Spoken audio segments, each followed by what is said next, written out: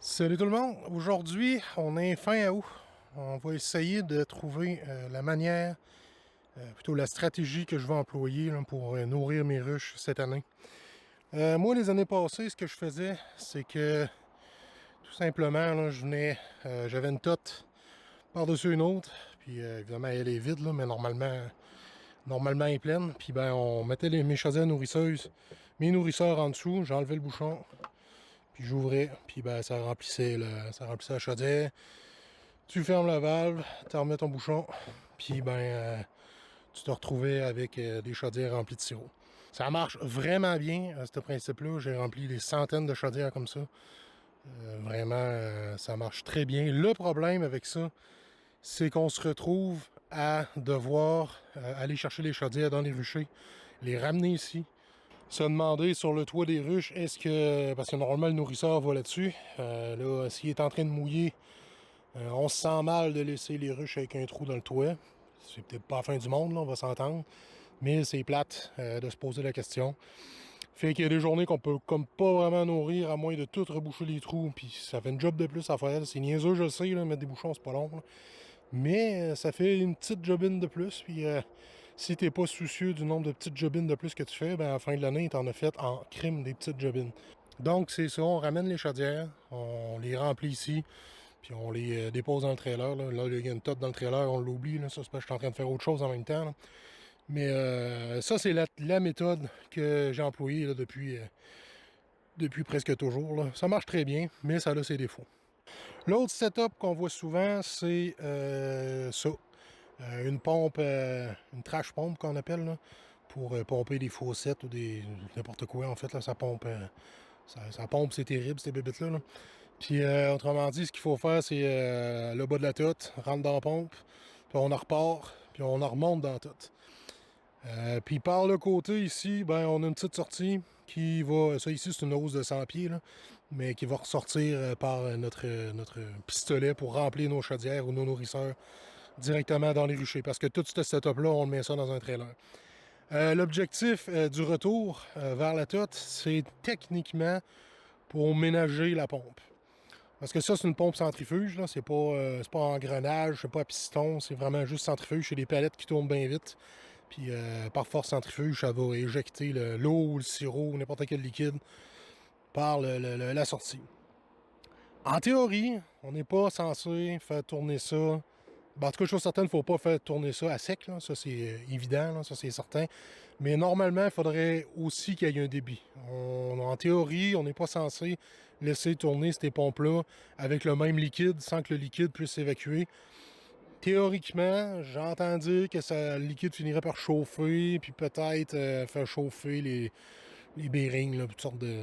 Bref, c'est pas important, c'est quoi, il faut pas faire ça. Techniquement, il faut pas faire ça. Sauf que là, quand on nourrit au sirop, là, c'est pas comme si on allait se servir de ça 40 heures semaine pendant 52 semaines. C'est une coupe d'heures par semaine, puis pendant quelques semaines par année. C'est pas grand-chose.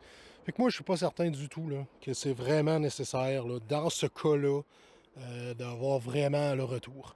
Je trouve que, de un, le problème avec le retour, là, on le voit pas, mais c'est que le jet de sirop qui sort de là, vous êtes mieux de le tenir en crime, le bout, là, parce que ça va revoler en sacrement.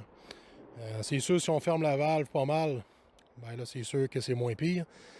Mais n'empêche, c'est faire exprès, je trouve, pour risquer des dégâts monstrueux. Là. Un jet de tuyau de 2 pouces de sirop, là, c'est pas beau à voir.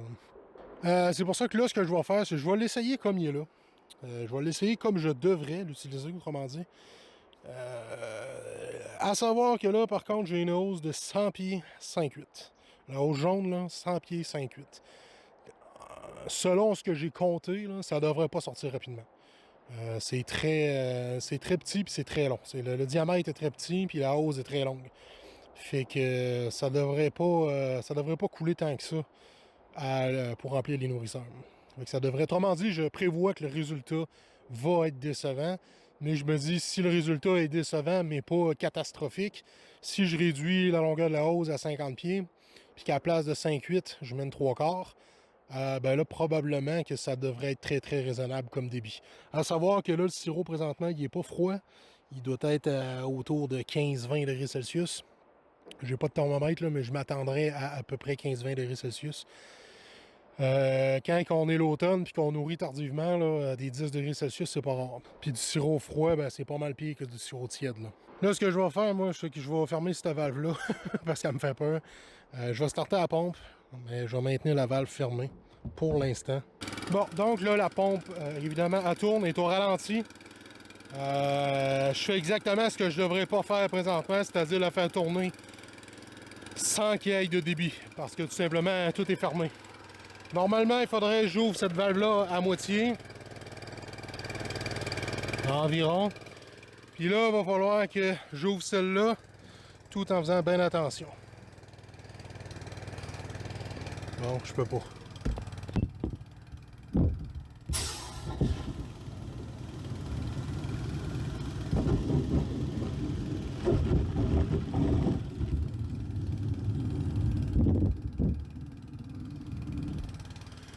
Bon, juste avoir le son, on a entendu que c'était toute une affaire. Donc là, présentement, j'ai une circulation de sirop qui se fait, qui remonte dans tout. Là, la pompe se refroidit. Techniquement, la pompe serait correcte comme elle est là. Maintenant, reste à savoir, est-ce que j'ai du sirop qui va sortir de là. Test numéro 1, la pompe qui tourne sur l'idle avec un débit de sirop qui fait le tour de la pompe à retourner dans tout. Fait que là, je vais commencer. On va là. Je sais pas le temps que ça va donner, mais je vais le compter en éditant, en montant la vidéo. Ça va être long. Bon, on y est. Je ne sais pas combien de temps ça a pris, mais personnellement, j'ai trouvé ça très long.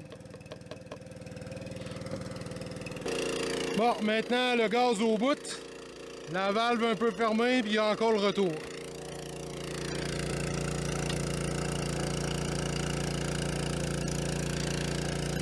Ça sort à peine plus.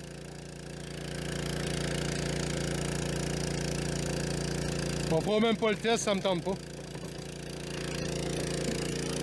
Et là, je vais fermer la valve. Cette valve-là, je la ferme.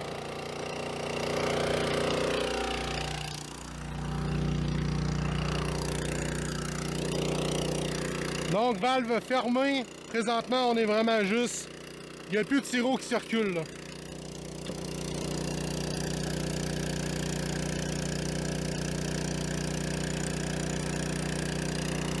Ça coule plus, mais c'est pas non plus une affaire de fou, là.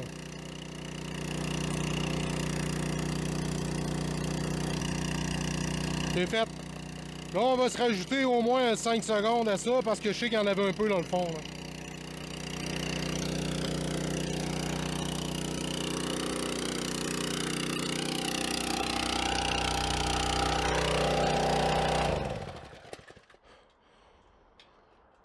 Oh, ça fait du bien aux oreilles. Bon, là, on a vu que c'était quand même sacrément plus vite le gaz au fond et la valve fermée. Et le fait de fermer complètement la valve fait vraiment une bonne différence. Là, comme je disais, c'est une hausse de 100 pieds, 5,8. Moi, je vais aller m'acheter une hausse de 50 pieds, 3/4. On va voir la différence que ça donne. Parce que là, c'était un peu plus rapide. C'était presque endurable, mais j'aimerais que ça soit plus vite que ça quand même. À gauche, 5,8. À droite, 3/4.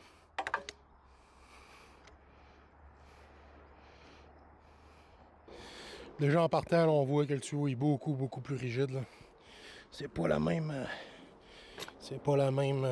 sensation du tout. J'imagine qu'à la longue, il va finir par au moins perdre ses plis, là. Bon, donc j'ai mon tuyau 3/4. Avec ceci, là, il devrait y avoir pas mal d'air dans ce tuyau-là, fait qu'on va lui donner une petite chance, là.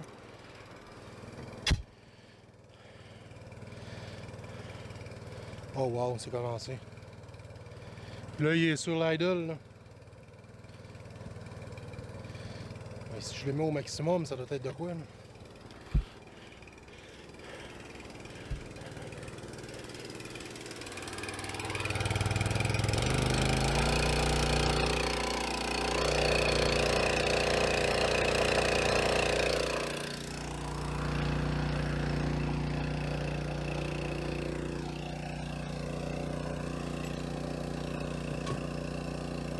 Tabarnache.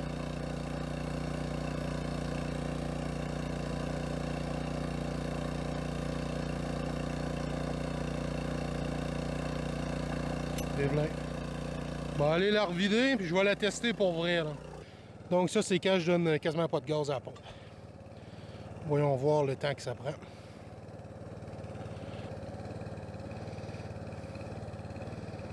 C'est plein. 2 gallons pleins. Ça, c'est quand la pompe est à vitesse maximum.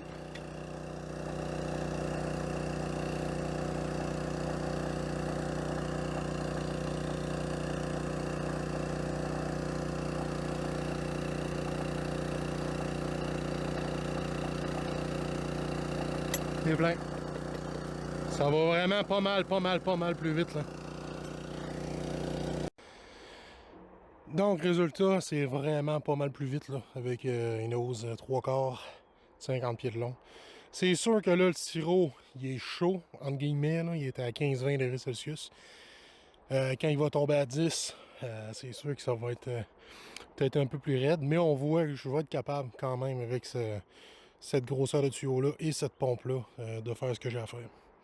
Là, je vois qu'il y aurait quelques petites choses à améliorer, comme par exemple au bout, là, entre le pistolet et le bout de la hausse, ben, il faudrait que je mette un swivel là, pour pouvoir tourner le pistolet sans être pogné dans la hausse. Surtout que c'est gros. Vraiment, là, le diamètre de cette hausse-là, c'est gros. C'est encombrant. Ça serait le fun de ne pas être obligé de la tourner tout le temps, là. Fait que probablement qu'avec un swivel sur le bout ici, ça aiderait beaucoup. Là, comme je disais, moi, normalement, les années passées, je faisais toujours ça là-dessus. Je faisais vraiment remplir mes chaudières comme ça, avec le robinet. Je pense que cette année, ça va être un mélange des deux. Je vais essayer... mon premier remplissage, autrement dit, je vais le faire là, sur cette petite table-là. Et le deuxième remplissage que je vais faire dans les champs, je vais probablement essayer avec la pompe. Puis si ça fait pas mon affaire, ben je ramènerai les chaudières ici. Et ben on aura fait ce qu'on peut, on aura essayé. Parce que traîner une tonne de sirop, mettre la pompe, prendre le sirop qui est dans une tote, le pomper dans la tote dans le trailer, c'est niaiseux, mais c'est des manipulations aussi. Fait que reste à savoir quelle manipulation je préfère. Est-ce que je préfère manipuler un paquet de chaudières, qui ça se fait tout à la main, ou ben là il faut que je sorte la pompe puis je fasse tout ça. J'ai hâte de voir, je le sais même pas. Honnêtement, je sais pas ce que je préfère. Je vais le savoir assez rapidement cet automne, là.